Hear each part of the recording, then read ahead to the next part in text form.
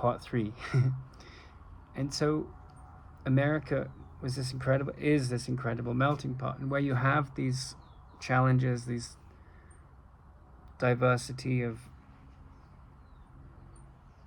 differences, this disparity of differences, which has always been there in history.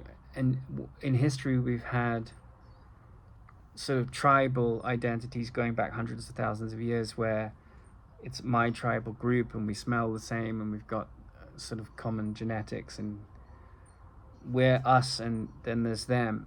And I think what we find in places like Los Angeles and New York is that you have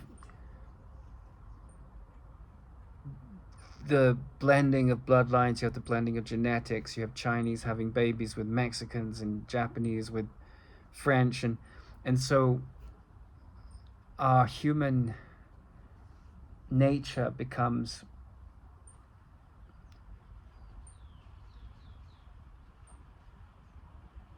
more the common denominator, not my in-group or my belief system or philosophy versus yours. But of course, the limitations of our world means that, over time, American English develops and differentiates itself from British English, and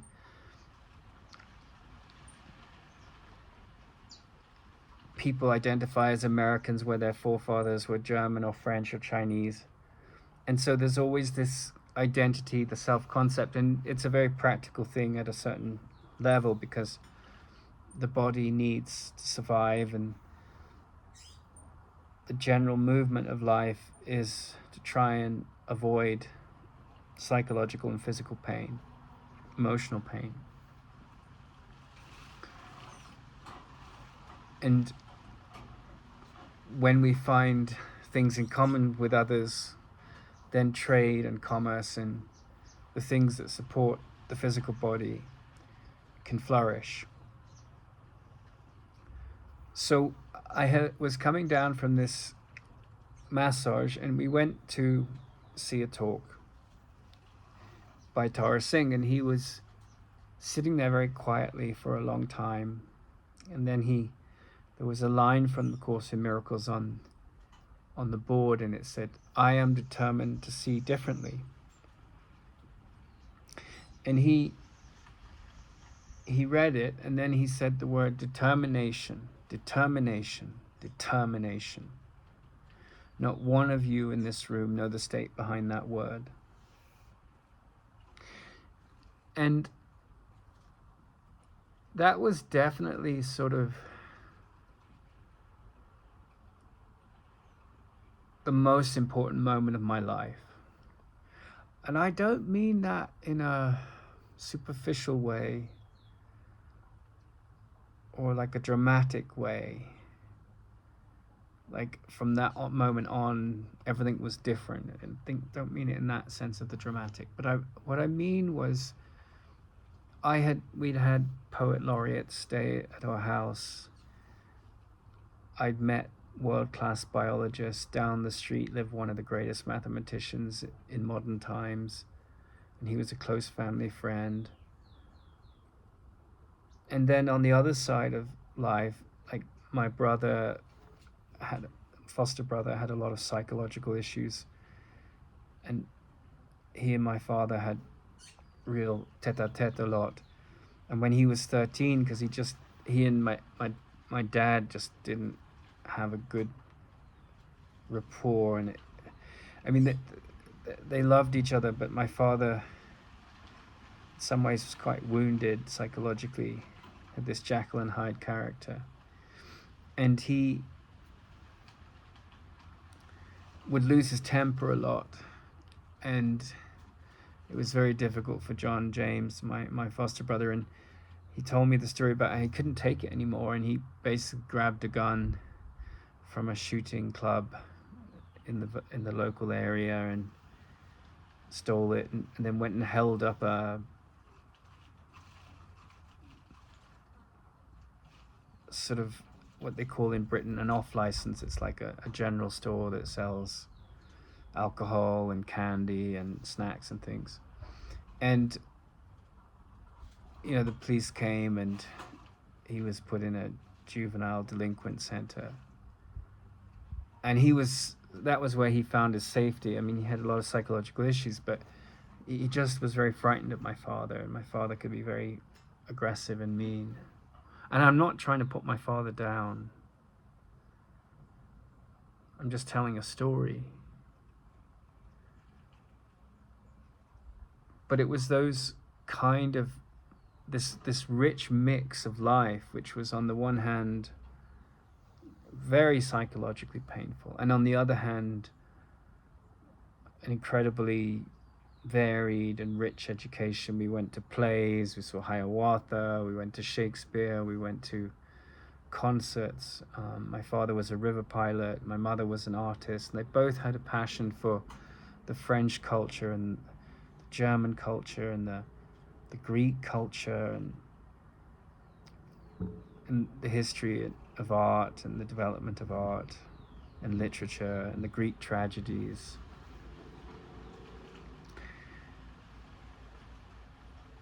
But at this moment where I met Tara Singh, there was a conviction there that I'd never seen in a human being before. It was extraordinary. And it wasn't just conviction, it was like a state of mind that was so otherworldly and yet affectionate. And he used to sign his letters affectionately. And he himself had been an advisor. When he was a young man, he'd gone to see the Prime Minister of India after, supporting Gandhi, and this was Nehru, and he didn't have anything of his own to say, and he cancelled the meeting. The Prime Minister's secretary was like, what the hell, you don't cancel. But, he'd been meditating in the Himalaya, and he said, well, I want to do something to contribute to humanity. I don't want to just sit on my bottom and build a spiritual ego about how advanced I am in meditation and things. And when there's deep reflection and a lot of quiet in the mind, the universe as we experience it, the sort of process we go through of questioning that experience and what's interpreting it, can be seen to be an evolutionary process if the right questions are being asked in the right way. Otherwise, we can get very much trapped in the ego.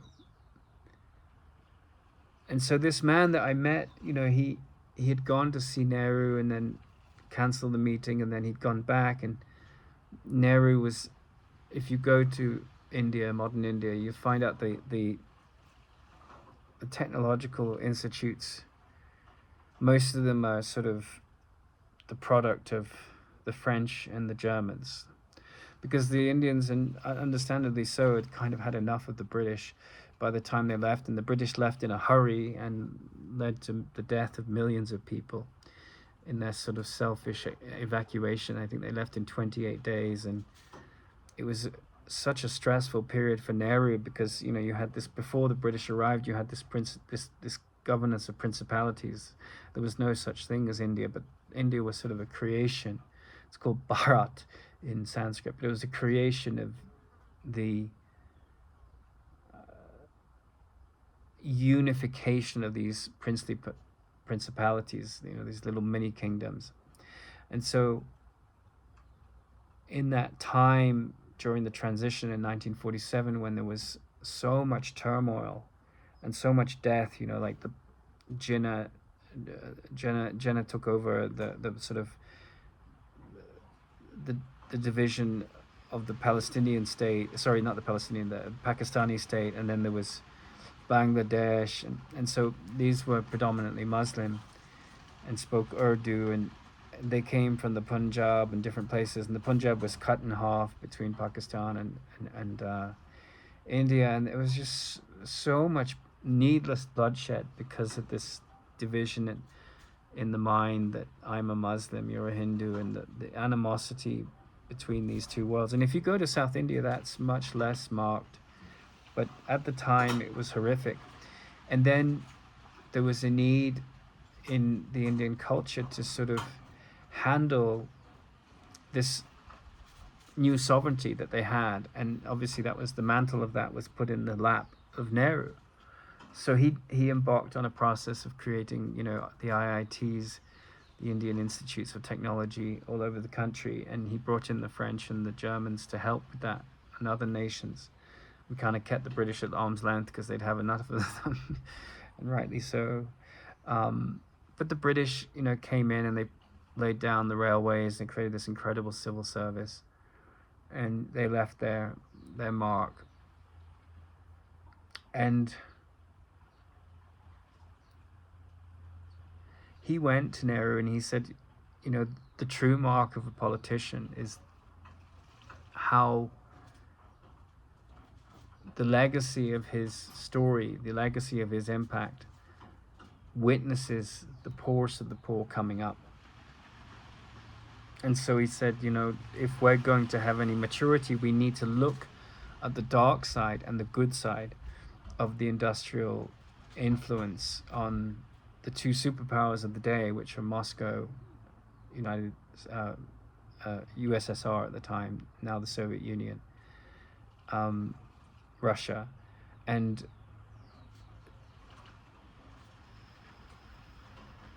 the United States. These were the two superpowers, and both, like in the Cold War, it was Yugoslavia and India that didn't take sides. Everyone else took sides. So you'll find today that Russia and India still have a strong relationship, because India wouldn't say, well, America's better and Russia's worse, and because of the power on the world stage of the Indian culture and just the incredible legacy of its history. India has that significance. So here I was in this room with this teacher, and when he said, not one of you know the state behind the word determination, it was like someone hit me in the face. And I don't mean that I mean the impact of it was so profound, because there was this sense that there was something that my education hadn't imparted. And it was a vital thing that I was hungering for.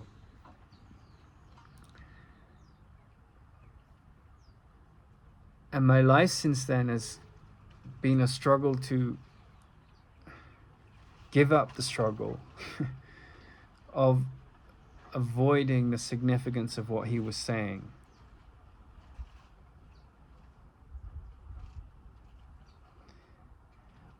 But there was something about his demeanor that I couldn't walk away from, and that I was very, very attracted to. I wanted to make contact with what he was in touch with in myself.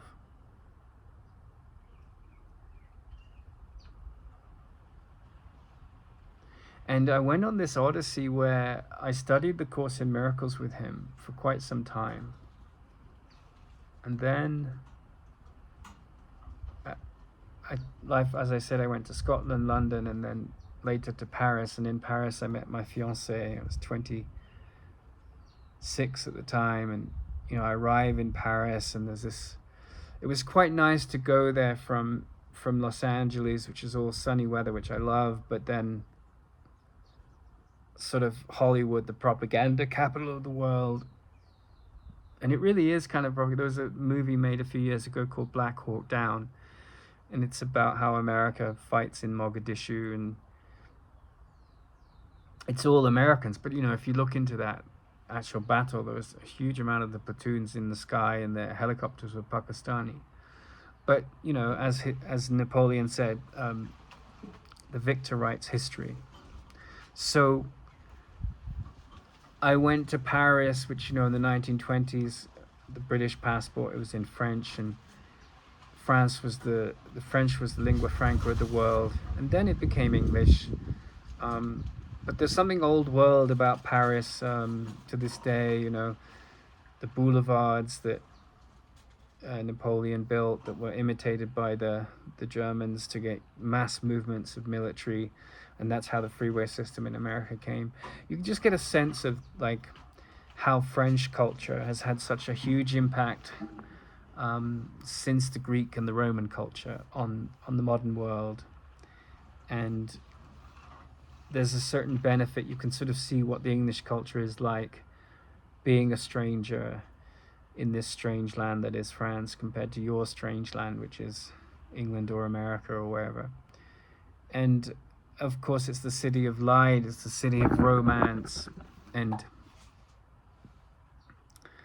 so I embedded myself there and met this woman in a bookshop who was from Minnesota, and her father was a professor of comparative mythology at the University of Chicago.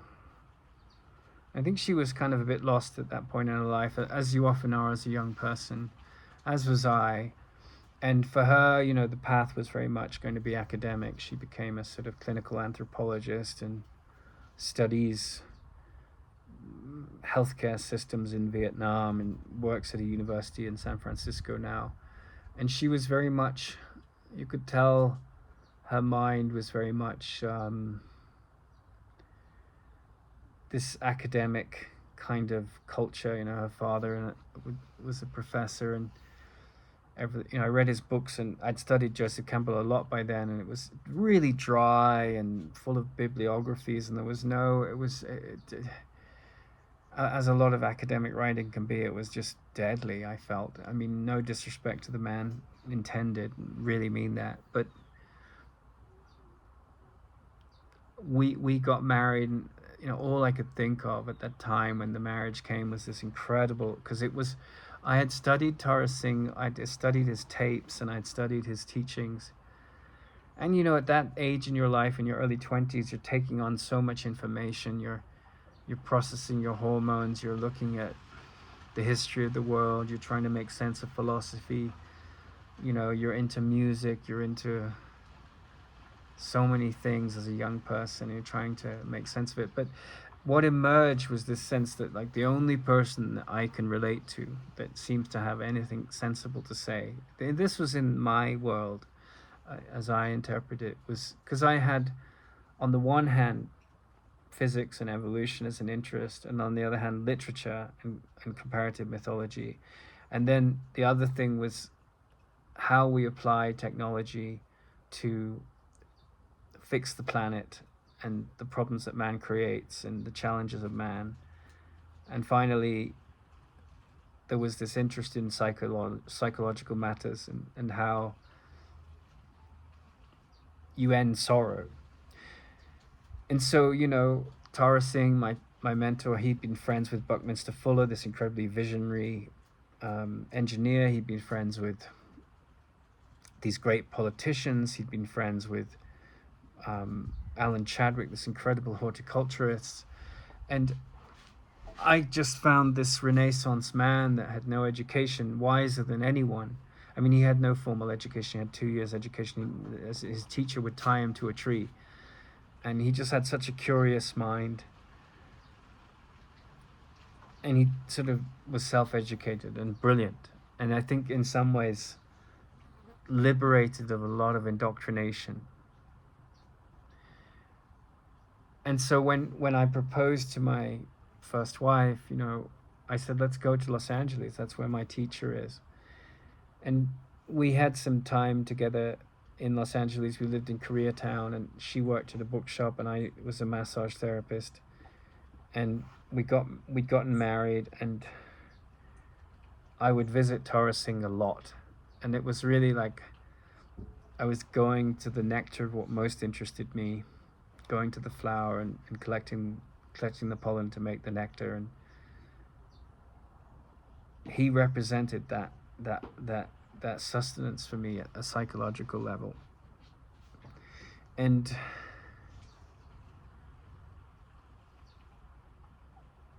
he told me at the end of that period, which lasted a couple years before the marriage fell apart, and my ex-wife sort of said, well, I'm not going to be with this guy who's kind of, interested in metaphysics, and don't think there's much of a future in massage therapy. And I just, was so far away from her East Coast sensibilities, living in this world and I was smoking weed. And that was just, it was, I understand why on her trajectory, when she kind of got her head together, it made sense to go down the path of her family's sort of ivory tower stuff. But I have always struggled to fit into that world because in some ways I find it very superficial. I'm fascinated on a certain level. Fascinate comes from an ancient Greek word which means, which relates to a thing called a fascinans. And a fascinans is a sort of, it's a penis with wings on it that comes from a mystical tradition in Mongolia. And what it essentially means is using the power of interest and masculine power in alignment with feminine intuition to take you on a road to meaning. That's what fascination means. And I'm fascinated with the physical realm. I'm fascinated with medicine. I have this skin condition, and for years I don't think doctors know anything about psoriasis. They know they can describe what it is, but they don't really have a remedy to it. They just treat the symptoms. And most of medicine, with the exception of some surgeries and broken bones and things, they're treating the symptoms. But if you change your diet and you look at the evolution of diet, you can start to understand the microbiome. You can start to understand how to handle inflammation and where autoimmune conditions come from. And again, this is all at the level of effect. Now, to describe what cause and effect is the purpose of these videos, these 3 videos. I was cut short in the other 2 because my friends were visiting, and I'm just going to upload them as part 1, 2, and 3. But I'm also fascinated in the mystical tradition of the Greeks, which led to the scientific method, or the Socratic method, and Karl Popper, the modern day patron saint of the philosophy of science. And he says you can't prove anything, you can only disprove things.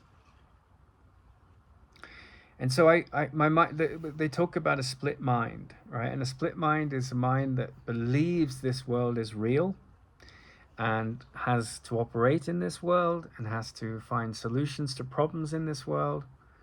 And then the other aspect of the mind that understands that this world is an illusion, is a dream that was over long ago, and that we are looking upon it with the eyes of the past, in the present, and the future.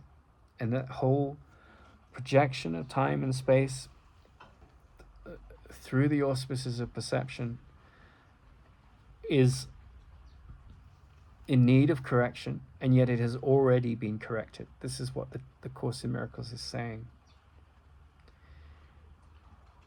And this split-mindedness has been a challenge that I've had to handle all my life. And in the manual for teachers, it talks about, because the thing you hear in the Course in Miracles is like, basically, let's say, for example, I went on this course in psychotherapy last year, and I was victimized. I was made out to be a misogynist. I was made out to be homophobic by 1 or 2 students. And it wasn't true, but it was what I had to handle. And so when you study the Course in Miracles, you start to have what you could only call enlightened compassion, because you're not interested in my problem. You recognize that the common problem is universal, and that most people are not aware of what's actually going on. And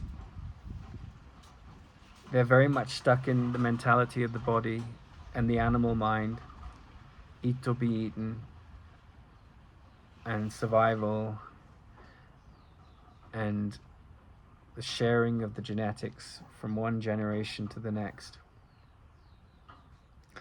And that's where, if you read Richard Dawkins or Feynman, the physicist, they say, well, I don't need to believe in a God because this realm is so fascinating, so interesting. It's like being a detective trying to figure out the mystery of nature, and nature gives up her secrets very, very, with great difficulty. It's not,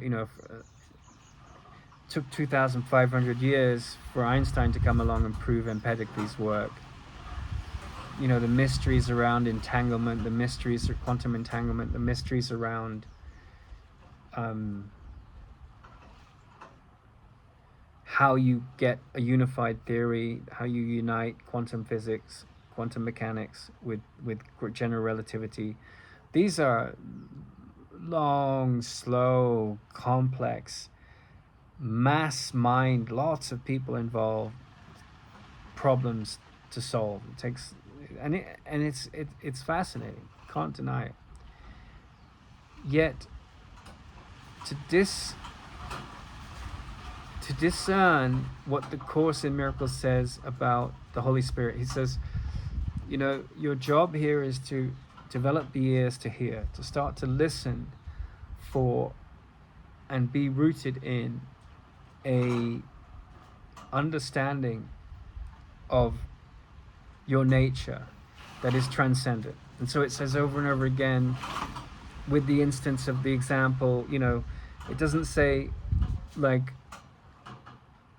yes, people use weaponized victimhood to try and make me out as a monster, when I was talking quite earnestly and honestly about my experiences and not projecting malicious intent on anyone, but explaining my process of processing negative emotions towards my ex-wife's ex-wife.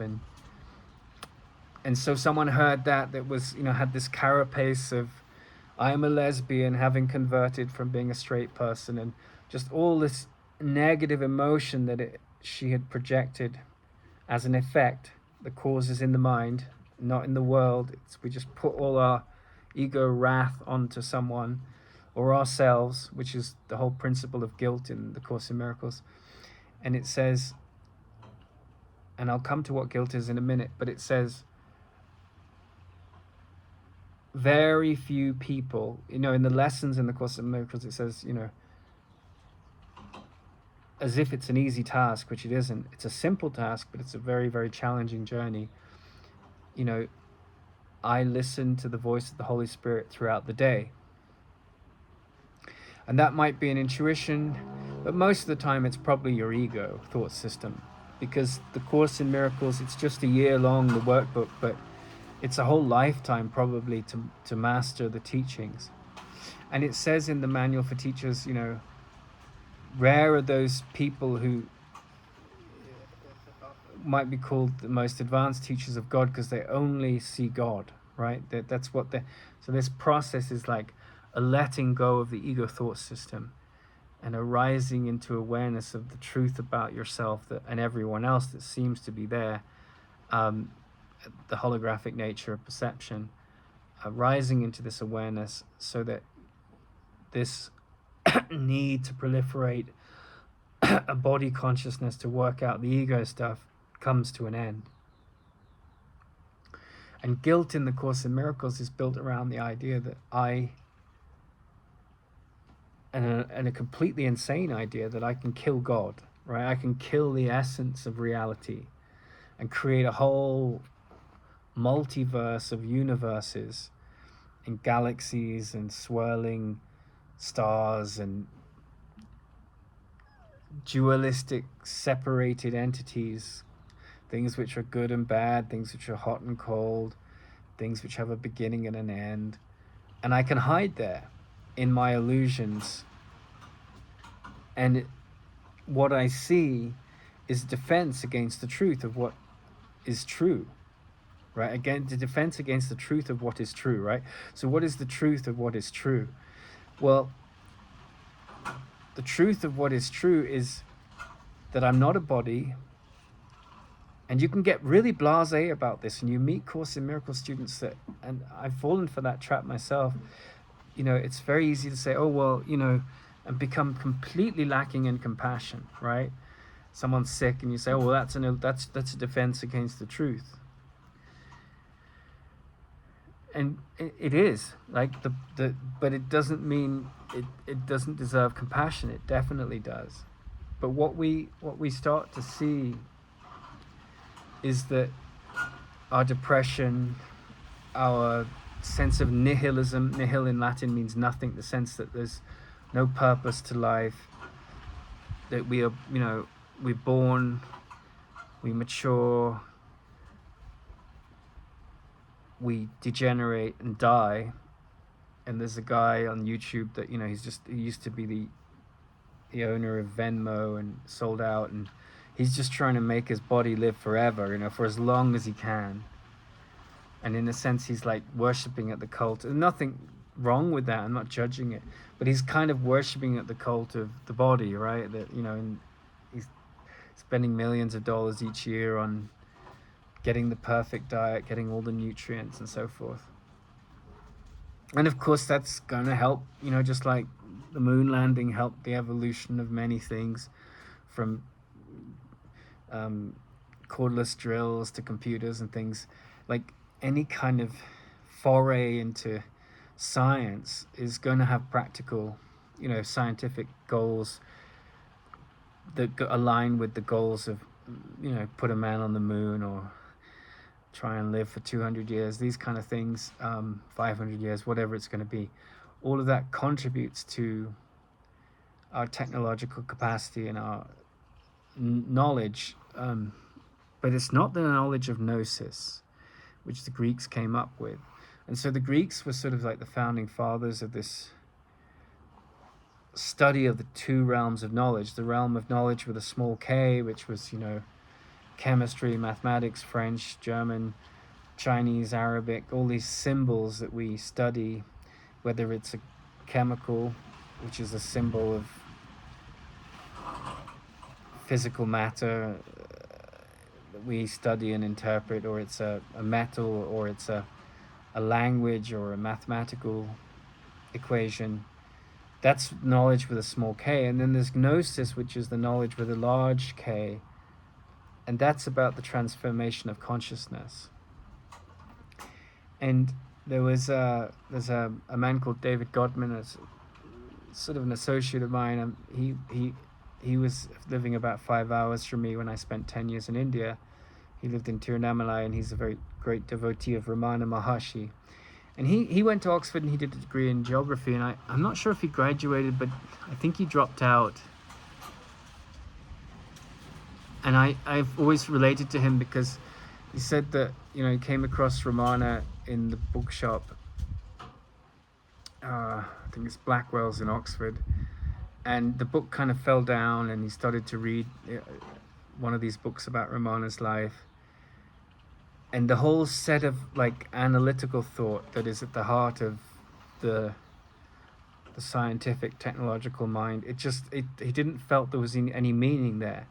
And I think a mind like that, whether it's my mind or David Godman's mind, they're minds that are quite ripe, in the sense that, they often have huge challenges in the world because they're going away from the logic of the world, like the Course in Miracles says that everything about this thought system is in absolute contradiction to the Course system of the ego in the world. In the Course system, in the core system of the thinking of the Course, you give to get. In the world's psychology, you get to give to yourself. It's very self-centered, and the whole idea of killing God, which is impossible, was a selfish act. And so the ending of the self-centered concept is the journey of the Course in Miracles. And that doesn't mean you, like that guy that I mentioned at the beginning, his name was Wallace, and George Wallace, I believe his name was, and he was the guy that cracked the equation of why altruism happens in nature, using the gene's eye view, that if you share genes in common, you're going to help those people that will get your genes spread, which is what Richard Dawkins' book The Selfish Gene is about. And he put this equation down on the table, and became a professor overnight kind of thing. And then he had this very split mind. On the one hand, he was trying to live the gospel of Jesus. He had a flat in London, and the homeless of like St. Martin's in the Fields near Trafalgar Square, Piccadilly Circus, this area, they would come and live in his house and eat his food, and so he was trying to disprove his theory, right? I think he's a very fascinating character, because on the one hand he's having this religious crisis, and on the other he's giving the most significant equation in evolutionary biology perhaps ever, right? And they're at odds with each other, because one is the philosophy of like the need to conquer one particle story over another particle story, which is the genetic story. And then there was this other thing, was the rising of the spiritual maturity in him. And he was seen as this incredibly conflicted character, and yet a genius. And he at his funeral, there's some of the greatest, 2 or 3 of the greatest evolutionary biologists on the planet, and then these people from the streets of London that were homeless. And so we're kind of caught in this trap of, how do you discern meaning? And I've been caught in that trap for a while, and for a long time I thought that the focus of intelligent activity in the mind was to fix the problems of the world and to look into how you transcend the world, to do both. And a couple of years ago I was in a garden in Southern California running the Soil Healing Foundation, or helping develop it. It was just beginning then. And there was a lady that had let me stay there, and I was processing my second divorce. My ex-wife had become manic bipolar, and I was just trying to nurse myself back from that very trying set of experiences. And I was 500 miles away from my ex-wife, and I just felt there was too much drama between her and her ex, and no matter what I did, it would escalate the problem. So getting away was the best thing I could do, and getting to the place where having the maturity to say yes or no to processing a divorce, and those were the things that were on my mind.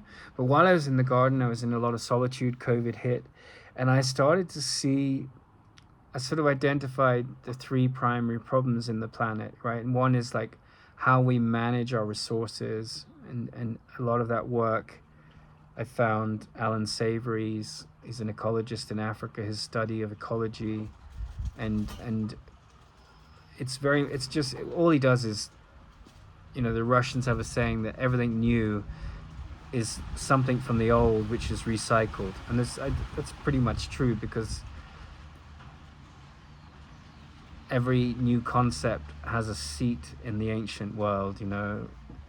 It's just more fleshed out often, or less so, depending on the level of ignorance that's operating in the world at the time, in the illusion of the world. And in these 3 problems on the planet, I saw, well, there's the problem of fuel, there's the problem of management of resources, and there's the problem of psychotherapy. And with regard to the problem of fuel, I realized that, if we weren't managing our ecology properly, we'd have huge consequences, which we do. We have global warming. And so, the solutions there are quite simple. You sort of start to generate big silkworm farms. You develop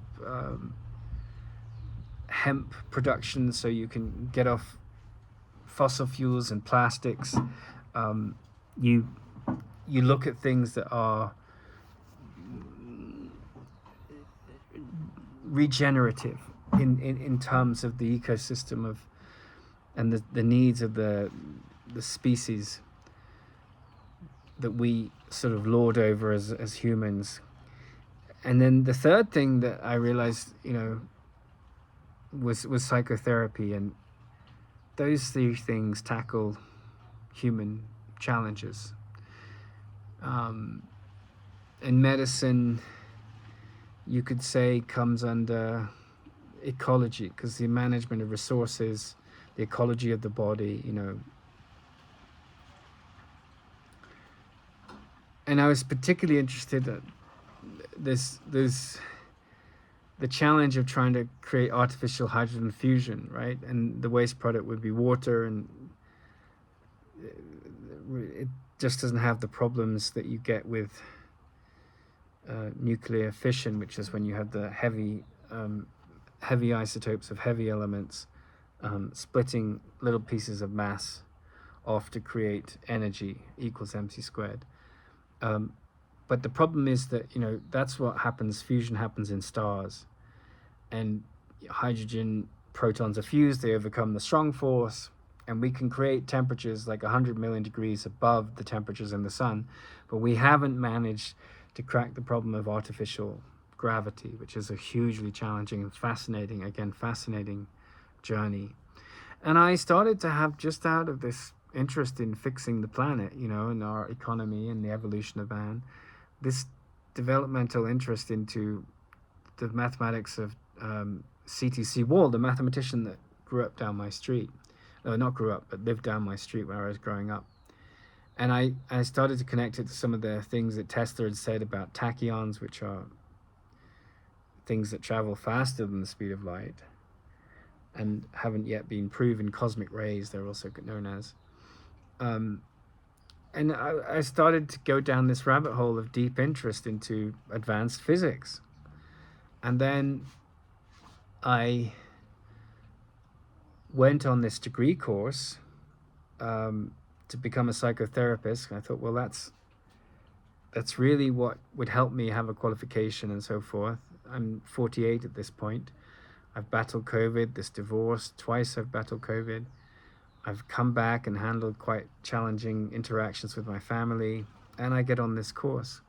And I decide, well, I'm going to study psychotherapy, and I'm going to look into this incredible sense that, you know, we can overcome the strong force and we can figure out artificial gravity, and in that we're going to have to look at gyroscopic forces, and all of these things came to me intuitively. And I can back this up with, you know, some of the most advanced progress in hydrogen fusion does involve gyroscopes. But then this was, in a sense, the split mind in me, because I wanted to fix the world. I wanted to see the world getting better, which is perfectly noble and laudable. That's what the democratic process was in Greece. That's what the ending of slavery was in Britain and America. That's what, you know, every good breakthrough in technological power that makes our lives easier and reduces suffering, you can't condemn any of it. You have to applaud it. And then I kind of hit a wall, because on the course I was basically, there was a professor on the course that was very much a feminist, and I'm not against feminists at all. If you're a course student, you're not against anyone. You know, like even Hitler, he deserves compassion, right? It's like any abuse of authority, you call it the kind of the Hitler problem, because the Nazis, you know, coalesced around this charismatic figure, and then they used propaganda to scapegoat and attack. And you find that anywhere where there's vested interest and insecurity and the ego at work, you always have the Hitler problem. You always have the German problem. You always have some dictatorial ideology that says, you know, Islam is better than Christianity, or Christianity is better than Islam, or you'll have, you know, communism versus capitalism. And these factions fight themselves out, and there's always arguments on both sides. There's always a victim and a victimizer, and, you know, that saying that, you know, one man's terrorist is another man's freedom fighter. So you have this world where the psychology of man is run by the ego, and it's determined to have a scapegoat, say, you know, these people are wrong and so forth. And in the political process, we see an evolution of social behavior, or devolution, depending on how you assess it and who's assessing it, around these arguments that people put forward, whether, an argument for representative government or an argument to be a totalitarian dictatorial state. We fight over these things. And so this woman that was a professor on the course, she was extremely biased and prejudiced in her views around, like women are ill-treated, and there's a lot of arguments to back that up. But she carried that around like an illness inside her that was looking for wrath to be projected out onto others and to justify her wrath. And that's why, the Course in Miracles is such an advanced teaching, because it says, I'm never upset for the reason I think. I'm upset because I see a meaningless world, and I've created that meaningless world, and that meaningless world is that way of seeing is a form of vengeance. And the Course differentiates seeing from knowing, and knowing is split from the world that is born of observation and testing, and the world of gnosis, where one comes to know one's true nature. And so this lady was very supportive of attacks on me because I didn't agree with everything she was saying about the genders. I don't think that it gets you anywhere to get stuck in a ego battle over one gender versus another, because both have incredible challenges to handle. And to limit a human being to their gender and to make out people as scoundrels because of their gender is to fall for the trap that the Course in Miracles and enlightened psychotherapy is about rooting out.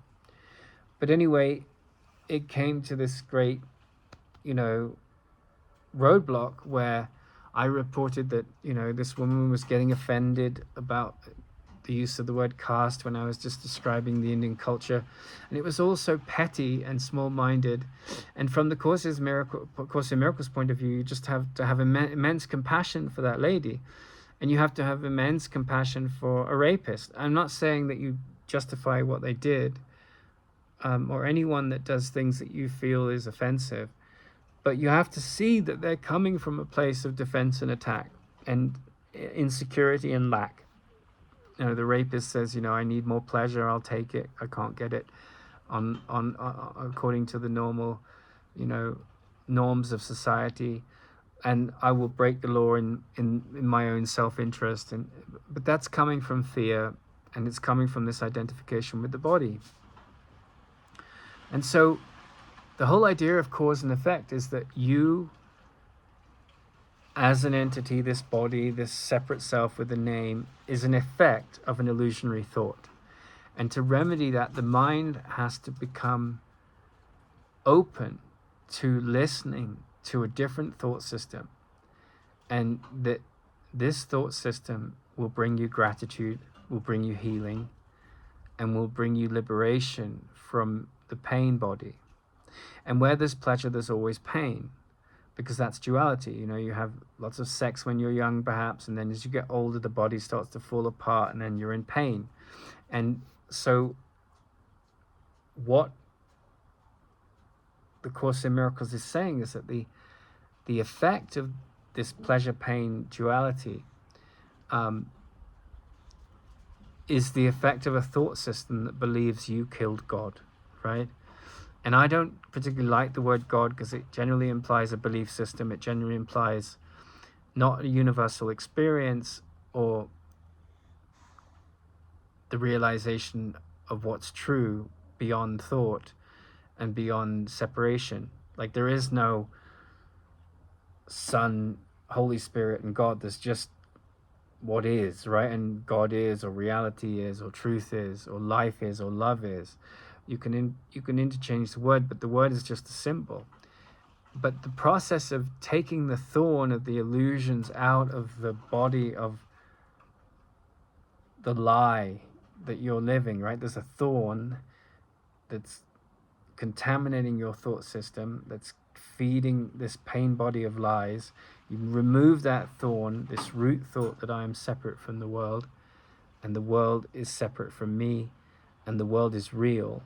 And you start to bring the mind into this quiescence where you're very You don't know the answers, but you're listening, and you're guided by a deeper wisdom that transcends the thought system of the ego, which is about defense and attack. And so it was on this psychotherapy degree, and the Course in Miracles is both focused on psychotherapy, all systems of truth that are about relieving you of the pain of the illusion, about liberating you and guiding you to the truth. All such systems are focused on this move out of listening to the ego, right? And one of the things that I discovered when I was studying yoga in India was, it gets to a place where you can get to these very exalted states, but until you pull out the root thought,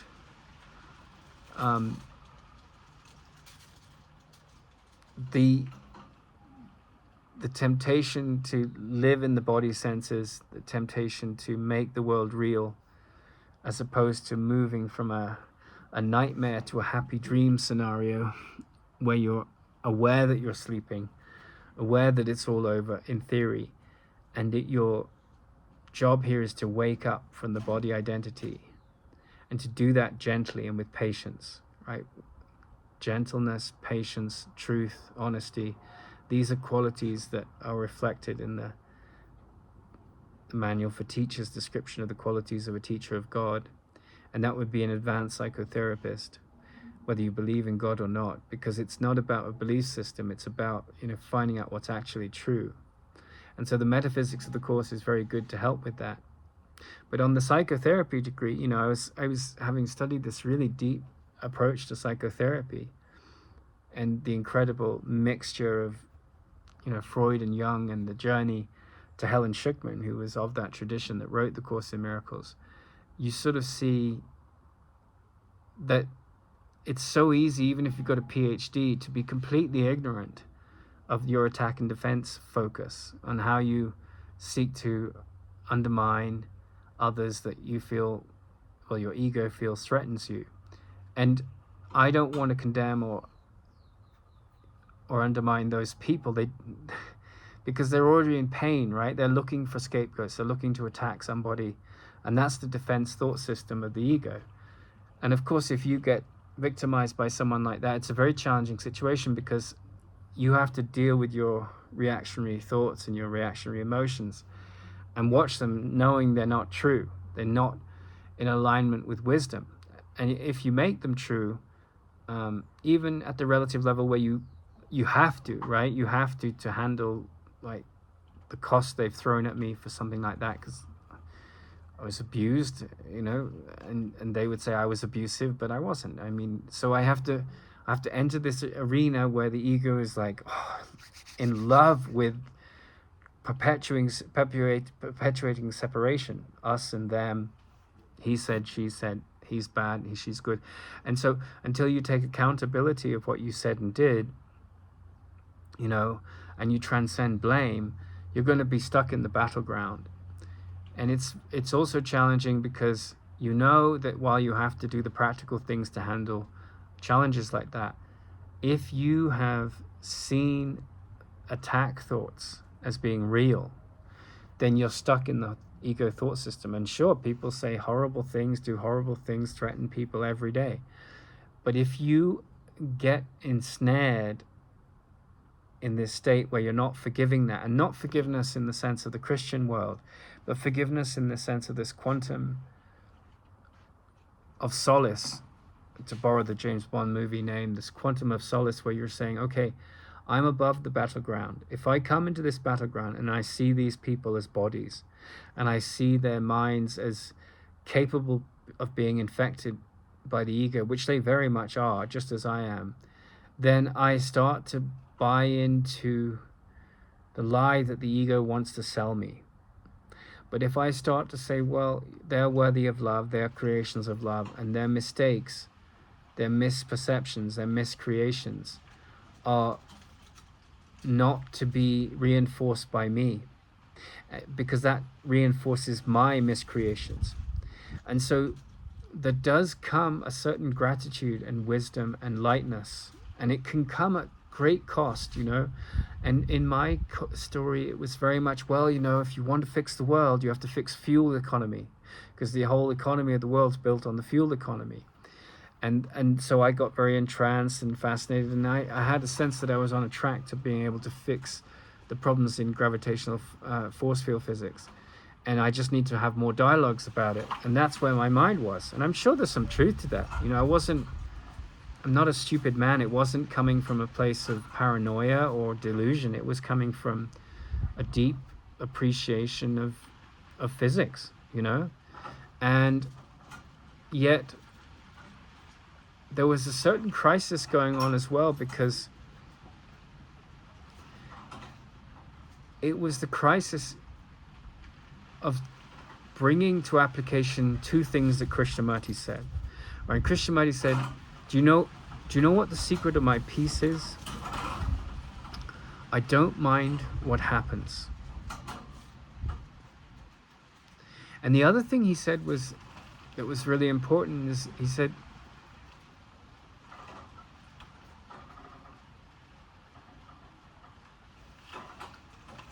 until one pulls out the self-concept, the image-making mechanism, the pain mechanism in the mind, at its root from the soils of consciousness, until one does that,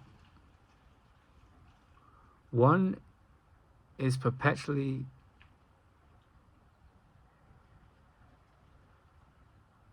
playing the role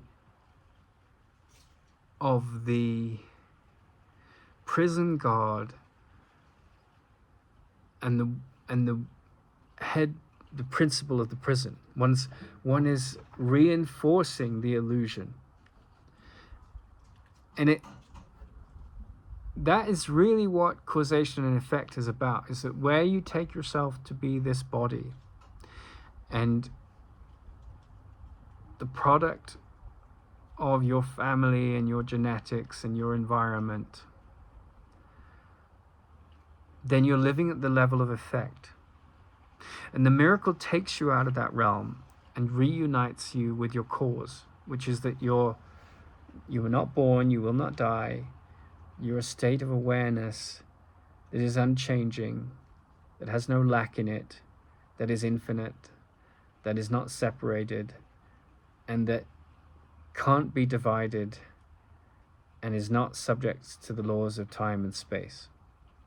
And this all sounds very grandiose, but the truth is that living in this very complex realm of the world of effects, which we have to live in at a practical level and learn to adjust and be at peace with, and that's the sense of the Holy Spirit, that it can listen to the thought system of both and discount the ego thought system, and yet be practical, living in the creations of that projection.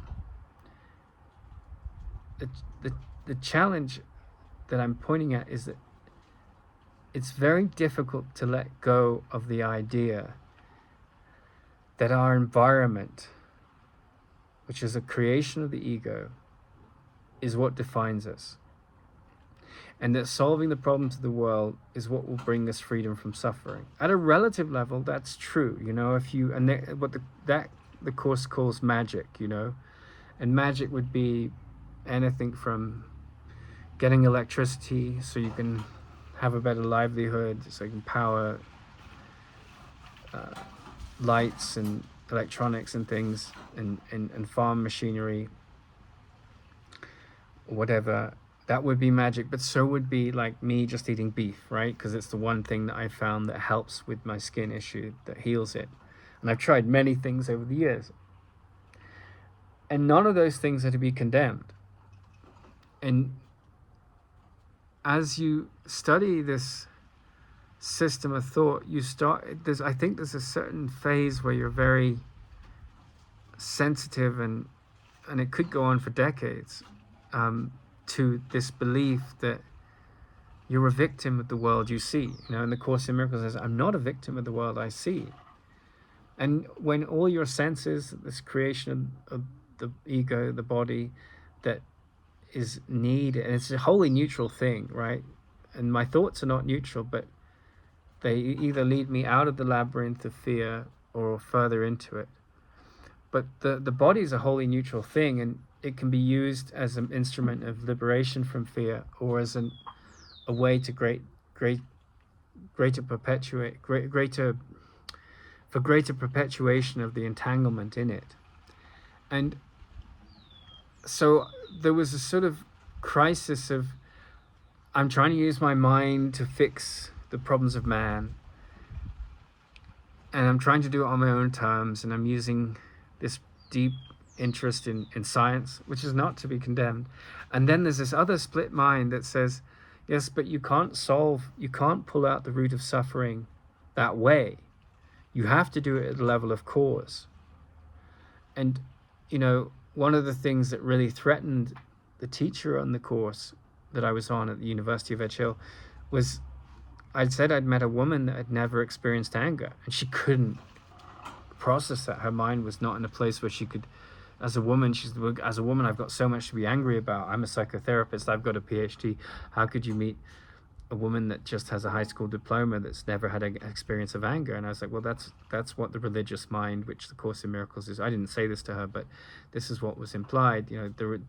She wasn't ready to listen to that, right? So, you can meet people that have studied the Course in Miracles and mastered it, and some are born that way. And they're so far ahead of others, and not better than them, but they're so much further ahead in the curriculum of the universal curriculum of mind training, that it's like chalk and cheese. They just can't accommodate it. So, the Course in Miracles says, I'm never upset for the reason I think. Anger is never justified. Well, anger is justified all the time. It's the great weapon of the ego. You can bury your justification for upset. In burying that, you can bury all the lies of the world, right?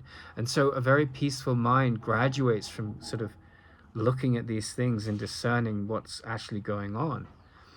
And the Course in Miracles says, anger is never justified, right? And, you look at the atrocities on the planet, people being raped, genocide, tornadoes, cancer, child pornography, murder, poisoning by agricultural companies and pharmaceutical companies to make more profit. I mean, there's just an endless list of things that you need to police. And I remember saying, but there's a point that will come where you don't need police. You don't need someone to hold the law up, because impeccability has taken over the consciousness. And that is sort of where, the police can come and find a villain where there is none, right? And I went to the police and I reported the abuse that I was handling. And I want to be very careful with that last statement, because I was abused, right? Anyone watching what happened on camera would say, well, that's misandry, or that's trying to make out a man that's saying something about a difficult experience he had as out of context, making him into a homophobe and stuff. And the ego loves to project all kinds of illusions onto people so that it can justify its wrath. That's what the ego wants you to do. But there's a certain state where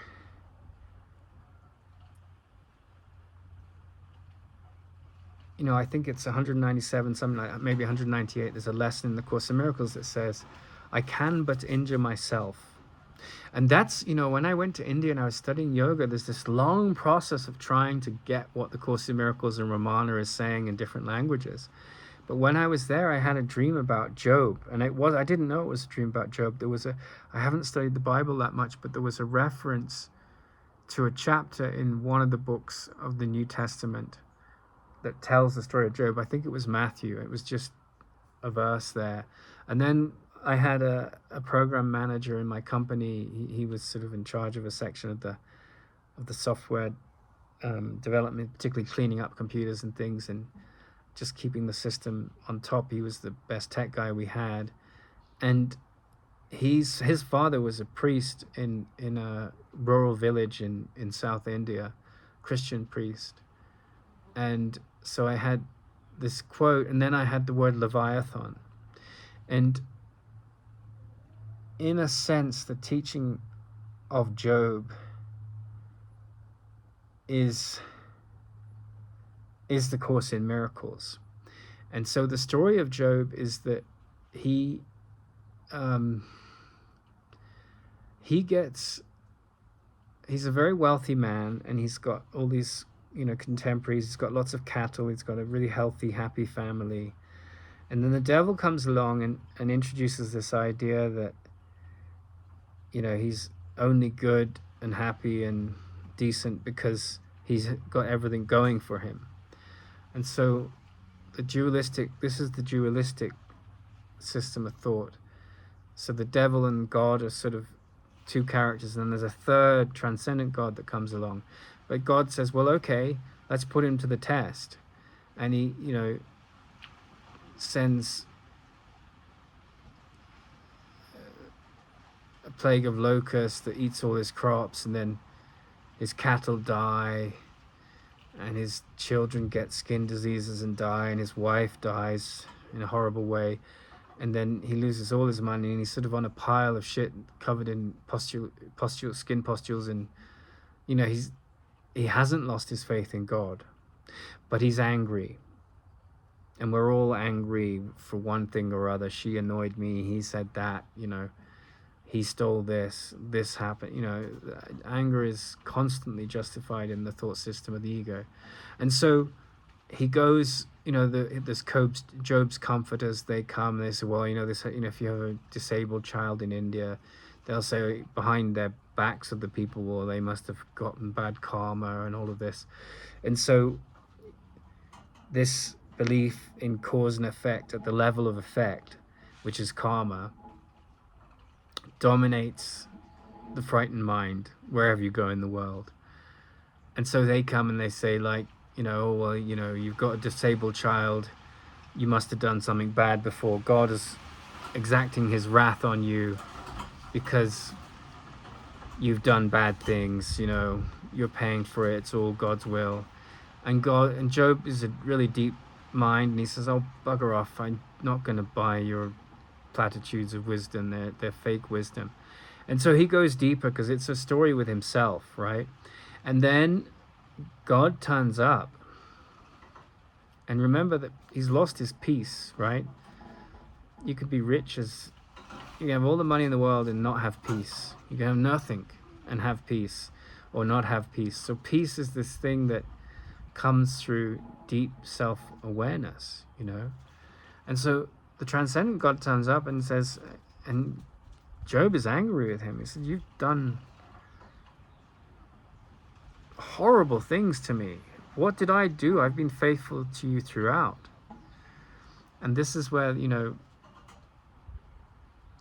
language of Job sort of comes in and says, God says, well, I created the whales of the deep, the Leviathan, right?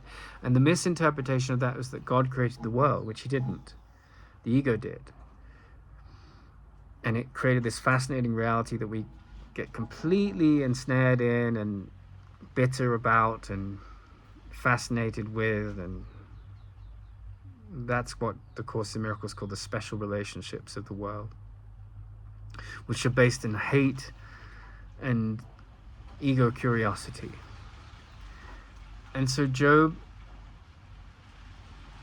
what he's told when he means the Leviathan, he means the Christ. He says, I create, because in the Christian mythology you have the God, the Son, and the Holy Spirit. And there isn't such a distinction in truth, but that's a way of understanding, holding the hand of someone who's frightened to come out of their illusion that this spiritual wisdom that is there, that they're swimming in, is real. It's not an illusion. And the world that they seem to be living in is the illusion. And Job, when the story talks about the Leviathan, is this, it doesn't mean a whale. It means the creature of the deep that is the Christ, that is the Son of God, swimming in the ocean of meaning, which is God. And there's no separation there. It's just all one thing. There's no God and the Son of God. It's just transcendence. And it's not even transcendence, because transcendence implies that you're above something else that is real, that you have to go through. And in that sense, it's relatively true, but absolutely false, right? Because how can you have something that's real, that can't be threatened, that doesn't have a beginning and end? How can that have any relationship with an illusion that has a beginning and end, can be constantly threatened, and is built on the belief in insecurity that is the essence of being threatened, right? So you can't. They're two different things. But to migrate out of one illusion to graduate to wisdom requires a sort of shift in thought systems. And so I had this dream where I was trying to make it in the world while studying yoga, and I was studying yoga, and yet my mind was wanting to be a yoga teacher, and it was wanting to fit into these systems. And yet I'd come across this teaching called The Course in Miracles, and then Ramana Maharshi's teachings, and they were uncompromising, because they said, look, you are already enlightened. The only thing that blocks you from realizing that is the belief that you're not. And of course, if you meet someone that says, well, I'm enlightened, run like a plague from that person almost always, because that's just their ego talking, wanting to sell you something, whether it's adulation or... But occasionally you'll meet a real teacher that has come a long way along the path, and they can be helpful to help you find your own inner teacher. That's what the Course in Miracles is all about. It's about listening and learning to discern what's the ego voice, and learning to develop a relationship with this illusion where you're living in a happy dream, where you're not condemning, and where you're not succumbing to the attack thoughts of those that condemn you, because you're so ensconced in this awareness that then that's all an illusion, and that there's only two movements in the whole universe: a cry for help or an extension of love, right? A cry for love and a cry for help, or an extension of love that handles this projection of neediness and illusion and lack. And so I went from this very devoted commitment to fixing ecology, which I still have a passion for. I still think that holistic management makes complete sense. I still think that, Monsanto and its greed, I'm not condemning it, not judging it. I really am not. But I'm seeing that, like the body evolved, better to eat what makes your body healthy to the extent that is reasonable for you, and to follow an intuition about that. And I also see with some cynicism, if you walk around an American supermarket, so much of the food is just crap. It's full of high corn fructose syrup, it's full of seed oils, and there's a lot of decent scientific literature that shows that that's not something you want to put in your body. So, because it leads to cancer and things that are not very good. But at a deeper level, that's all the level of effect, and we have to live in that world and harness whatever relative wisdom makes sense. But a deeper level, if you really want to get why you're here, that's my understanding, you have to work at the level of cause, which means I'm never upset for the reason I think. Anger is never justified. And so what someone who's very angry, whether it's with the pharmaceutical companies or people that have abused their children, or people that have abused them, in a sense they're trapped in a coffin of unpeace. They're in the realm of death. And so what I couldn't avoid, but man, my ego has tried, was the idea that what the Course in Miracles was saying was true. And I remember sitting in the bookshop in Paris as working there the second time I went. After my first divorce, I went to Paris before I went to Korea and taught English, and then went to India to study the Yoga Sutras. But I remember thinking, sitting in this room, having studied the Course a lot, and in the teachings of Tara Singh and Ken Wapnick and things, these great teachers of the Course in Miracles when it first came around, I remember thinking, everyone that's walking in here, coming to find great literature or books on science or whatever it was, or just to have, a walk around this wonderful bookshop, they are in a part of a process where they're beginning to wake up from the illusion that they're a body and that they're under the laws of the world. And of course that illusion makes sense. Don't go and run a stoplight. Don't, you'll get into lots of trouble. And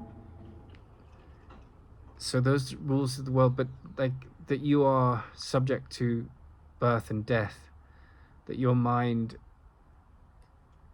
is a sinner, or it's capable of error. Error or sin is called misperception in the Course, and it says that's not a truth. It doesn't exist. There's just the dream illusion that it exists.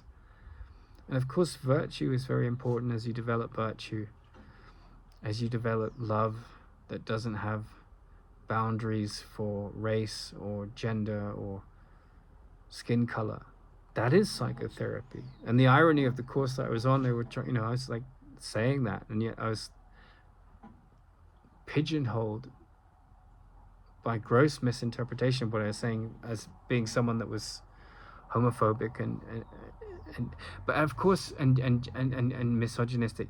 One of the challenges of these systems of thought, which are like championing victimhood, and of course that often for good reason, there's a lot of victimization of humans in the world, they become ideologies and then they become weapons, and they cannot. And the ego is so clever, and it's constantly looking for escape routes, right? Ideologies, philosophies, psychologies that define how to, some of the most peaceful people that might seem peaceful and together people, they can be in huge denial, and they can go around creating huge havoc and justifying their attacks on people and claiming how holy they are. These vegans that say, oh, but you've killed an animal, and they're just full of rage, right? And the rage has nothing to do with the killing of the animal. They think it has, right? At the level of effect, they are completely ensconced, it's completely trapped in that belief system. But it's really got to do with this ontological existential crisis that they're not really privy to. And I think, because I've been on a long journey with this, and it's, there are inner experiences that you have when you study the Course in Miracles or Ramana, which are milestones, and you have to be really careful with them, because you think you're getting somewhere and you think you're someone important. You're not. That's called psychological inflation, because the further along the path you go, the smaller the sense of ego is, and the more humble you are.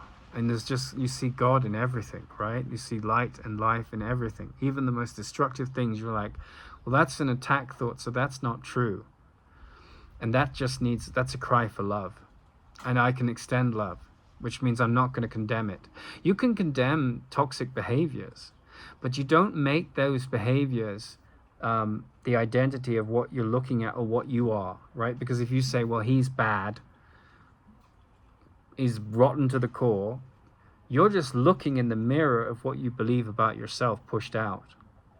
And so Ramana and the Course in Miracles are metaphysics, philosophies, religions, which aren't religions.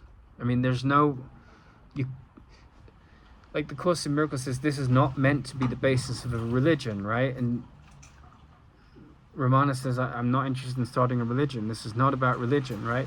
And what is that meaning of religion there? Well, religion there means not the root word to link back to what's true, because that is the deeper meaning of religion, but a religion where there's a vested interest, where there's an authority figure telling you whether you're right or wrong. Yes, a teacher can help you correct your errors, but a teacher there is just an exemplary figure that has gone a bit further on in their understanding of the wisdom that they're trying to master, which we're all here to do. But in terms of spiritual evolution, you start to see the beauty of Ramana and the Course in Miracles, because they're not they like the Course in Miracles is in a Christian language, and Ramana uses, you know, Sanskrit and Tamil terms, which are, one might say, come under the purview of Hinduism and you know, South Asian culture. But beyond those symbols of, you know, Jesus, Christ, God, the Holy Spirit, sin, Viveka, which means discrimination in Sanskrit, detachment,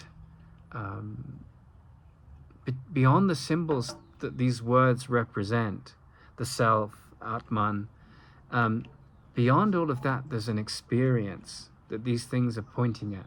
And you can't deny that experience. Well, you can, because that's what the world is. The denial of truth is the world, right? It's the denial of truth, which means I am still as God created me. I'm not a body. I was not born. I will not die. All my fears are an illusion that I have to clean the mind of. And in the end of that process, I can be reunited with truth. And the whole journey of being reunited with truth is a process that goes on and reflects the decision maker in my mind's choice. Is he choosing for the thought system of the ego, which is based on vengeance, fear, attack thoughts, or is he choosing for forgiveness, wherein forgiveness means letting go the illusion that those things have power? And at a relative level they have power, but in terms of the inner spiritual journey, they don't.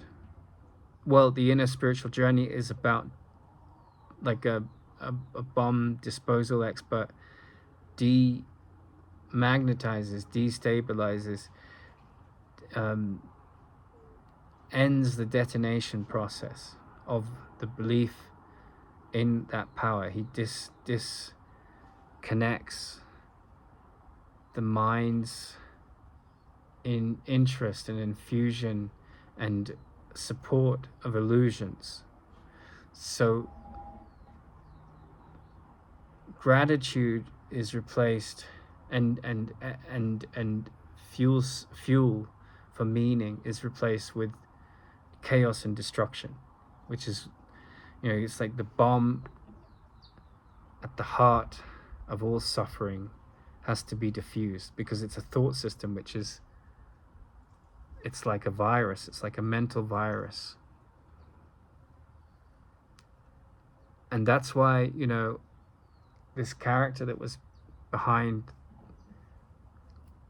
Richard Dawkins' work, and Richard Dawkins, when you hear a lot of things he says, there's a lot of intelligence showing up the toxic side of religion when he speaks about his fascination for the natural world. But, you know, his idol in a way was this guy George Wallace, and he had this split mind where he was trying to support the scientific method, which he did with his equation, and at the same time trying to live the gospel. And he went schizophrenic, you know, he couldn't handle it. I mean, he kept down his job fine, but he was moving, and you can't help but move. You can't be like an evolutionary biologist and like master the Course in Miracles. It's very difficult to do the same things, because the two, they can feed each other to a certain degree. But, you know, he was there giving the shirt off his back and giving to get, as the Course says, not getting to give, as the ego thought system is. And he was running in two directions at the same time. And there was, I think there came a point where he had some kind of medical condition. He forgot to take his medicine, and it led to his death. But that is sort of the life I've lived too. And I've been trying to solve hydrogen fusion. I've been trying to advocate environmental management that is mature, that works with the homeostasis of the planet and of our species and all other species. And there's nothing wrong with that. That makes a lot of sense. But at the same time, I came to a sort of wall where I said, where does meaning lie for me? And what I couldn't refute, although I tried, my ego did a really good job, was what the Course in Miracles and Ramana was saying was true. And it's been a cause of immense struggle in me, because I wanted to be a successful story in the world of science, in the world of writing, in the world of literature. I wanted to be a Renaissance man that contributed to a better world. And at the same time, I struggled with smoking marijuana. My father had an addiction. I inherited it by being in that environment, but it was still my choice to do that, as it was his. So I have to take responsibility of that. I can't blame him. Although it influenced those decisions, it was like unconsciously he had taught me you need a substance to regulate yourself. And then, I saw that that's an escape, both for him and me, and I forgave it and let it go. And I'm not condemning alcohol or marijuana. They're just, what's that expression? A poor workman blames his tools, So they're just plants. Use them or abuse them. It's up to you. Or don't. And I have no interest in them now. But there was a deep, addiction to that, to handle the world, right, for a while. And I dropped it and I picked it up, and now I've dropped it. But it was an emotional crutch.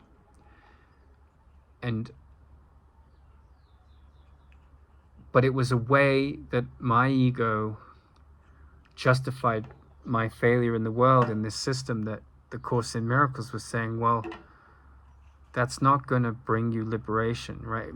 By all means, be a scientist or an ecologist or a psychotherapist, pursue a livelihood that your conscience feels is supportive of meaning.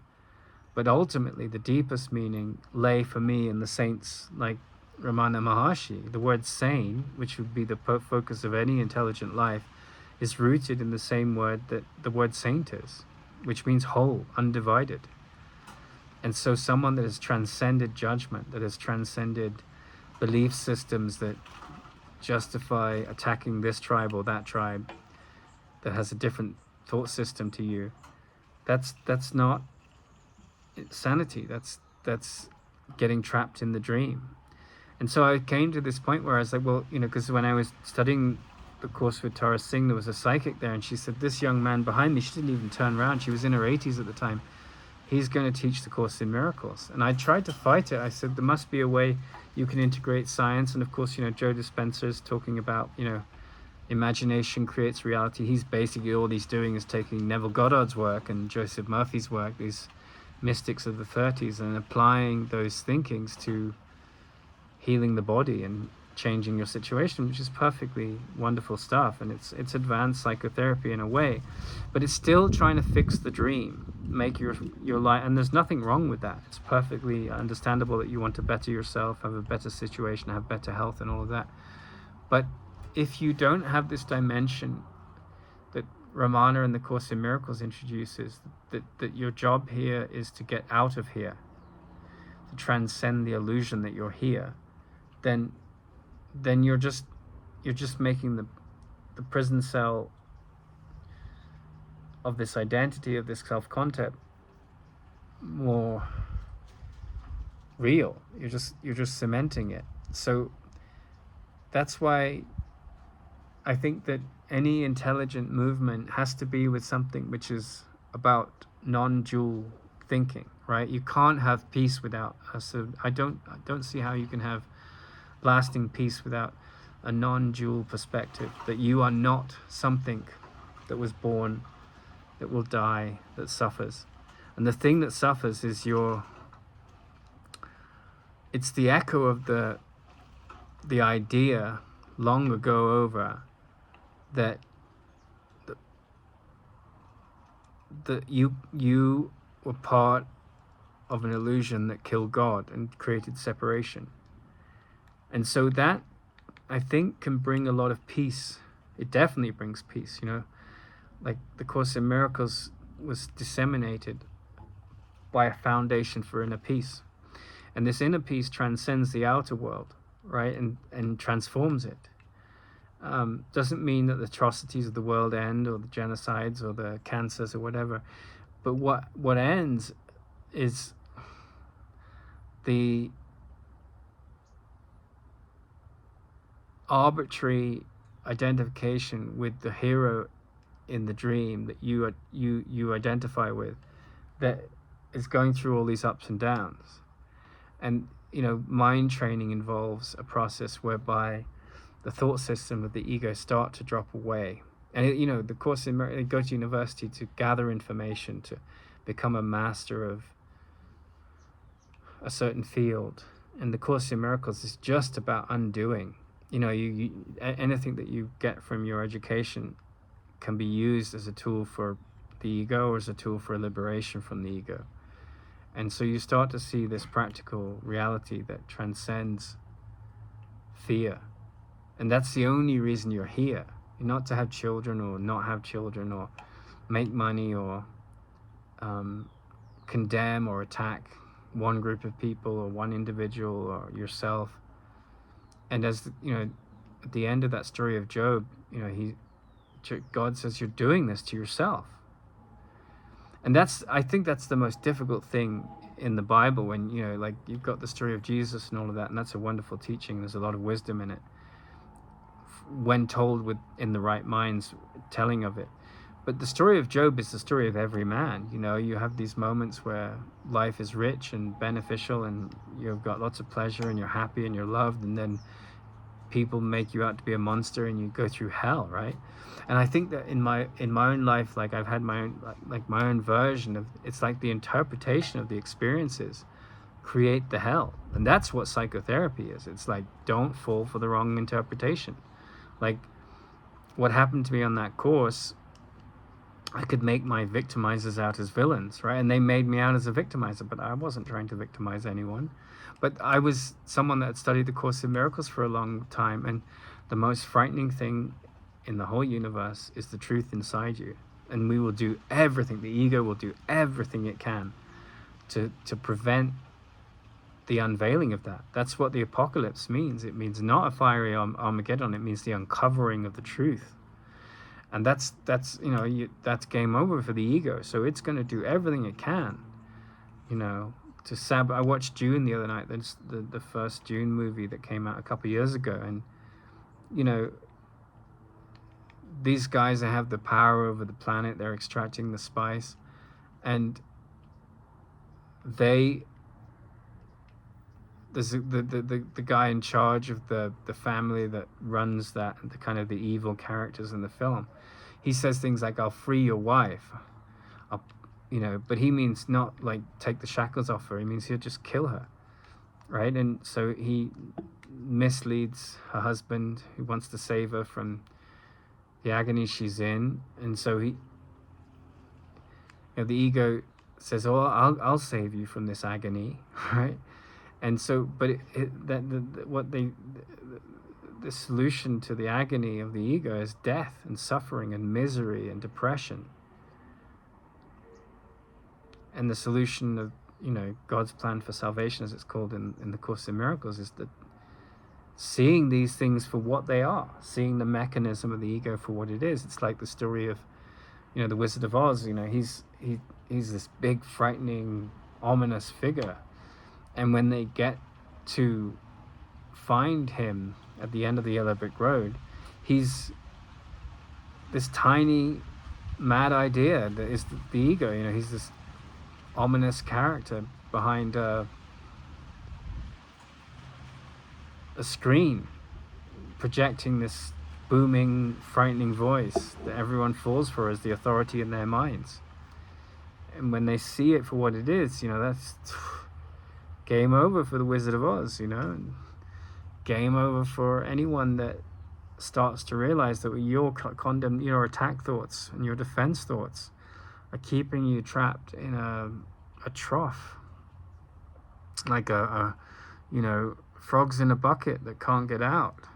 And you believe that you have no power over that. But as Job says, as God says to Job, you're doing this to yourself.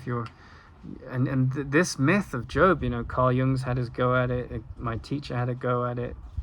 I think Neville Goddard probably is the most enlightened reading I've had of the book, the story of Job. But in essence, the hardest thing in the book of Job is why do bad things happen to good people? And that's because the idea behind the question is fundamentally flawed. In the story of the illusion of time and space, there's duality and separation, and attack and defense. And the thing that goes beyond that is defenselessness, right? So if you take sides, you're going to perpetuate the battle. The Rockefellers made their money because they didn't take sides. They funded both sides. All they were interested in was the debt that the war machine created. That's where they had their livelihood. They were like sucking on the teat of the war machine so that they could get rich. And you can do that, but at some point a conscience will arise. People will do that. Like, the world is full of perfectly evil activity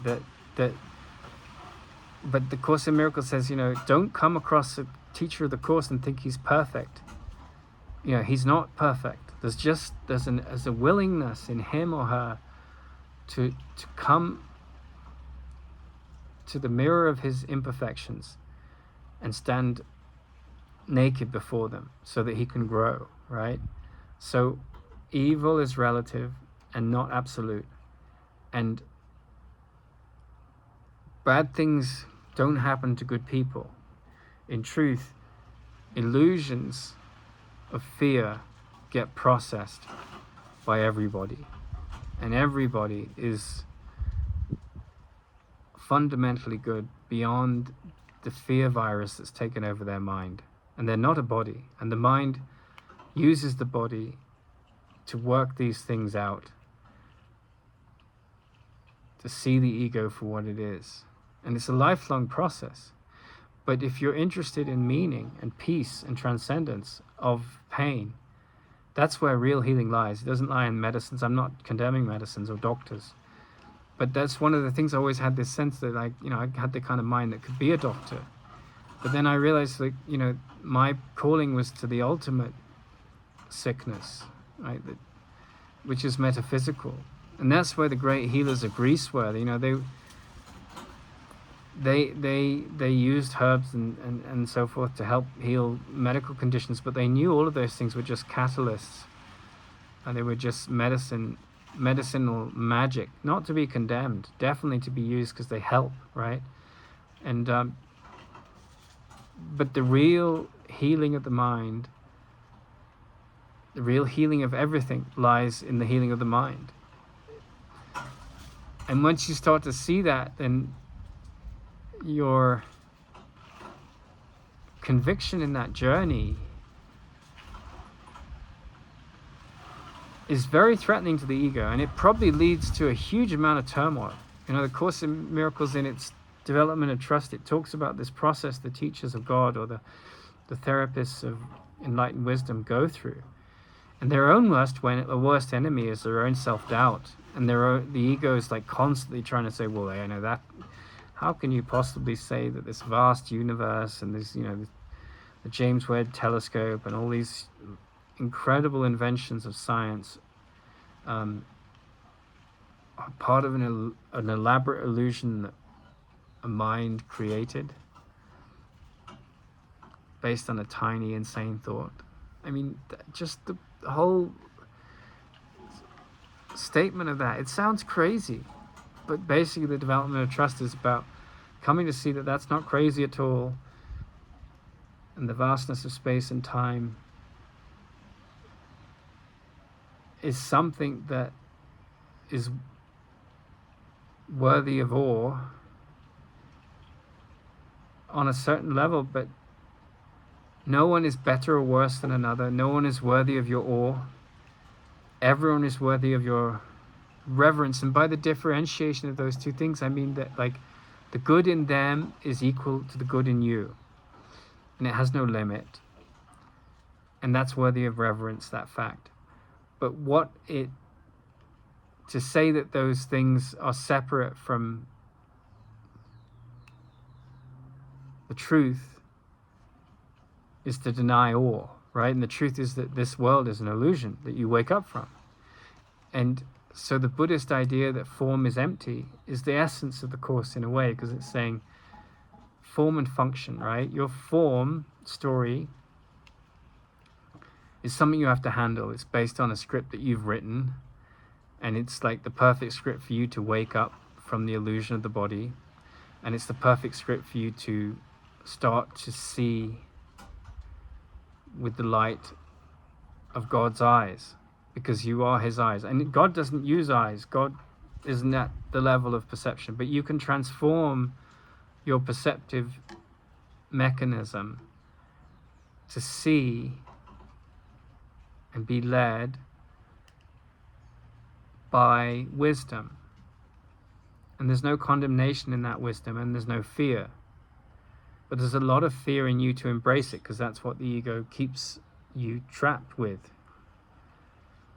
And these simple things, which are not easy to bring to application at all, especially if you're intelligent intellectually, because there's so much argument, I remember my teacher Tara Singh telling a story about this young boy.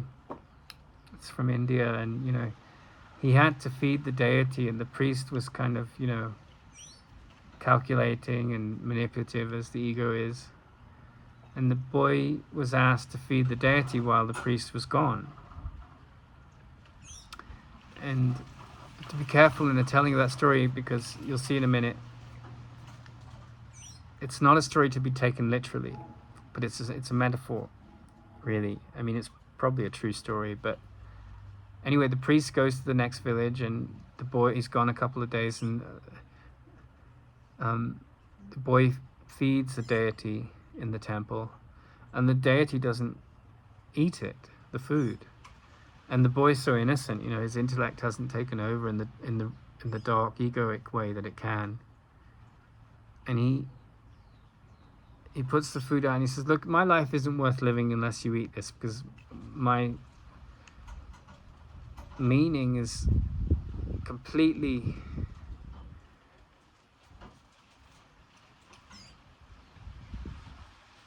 embedded in God. There's nothing else real to me, So if you don't take my offering," and most of religion is ritualistic and fear-based.